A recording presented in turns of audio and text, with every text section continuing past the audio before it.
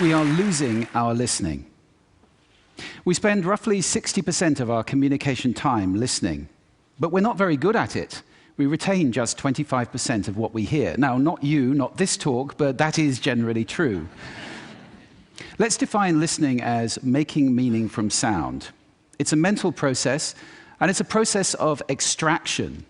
We use some pretty cool techniques to do this. One of them is pattern recognition. So in a cocktail party like this, if I say, David, Sarah, pay attention, some of you just sat up. We recognize patterns to distinguish noise from signal, and especially our name. Differencing is another technique we use. If I left this pink noise on for more than a couple of minutes, you would literally cease to hear it. We listen to differences, we discount sounds that remain the same.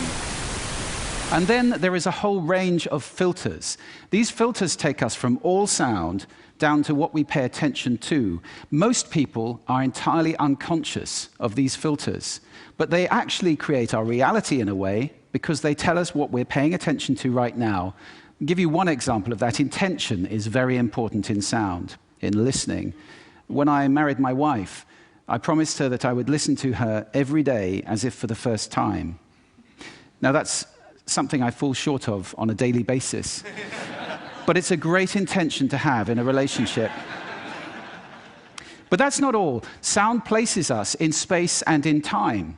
If you close your eyes right now in this room, you're aware of the size of the room from the reverberation and the bouncing of the sound off the surfaces. And you're aware of how many people are around you because of the micro noises you're receiving. And sound places us in time as well, because sound always has time embedded in it.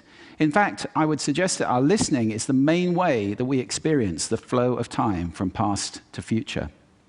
So, sonority is time and meaning, a great quote. I said at the beginning, we're losing our listening. Why did I say that?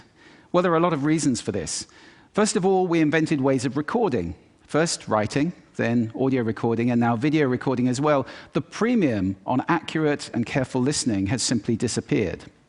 Secondly, the world is now so noisy, with this cacophony going on visually and auditorily, it's just hard to listen. It's tiring to listen. Many people take refuge in headphones, but they turn big public spaces like this, shared soundscapes, into millions of tiny little personal sound bubbles.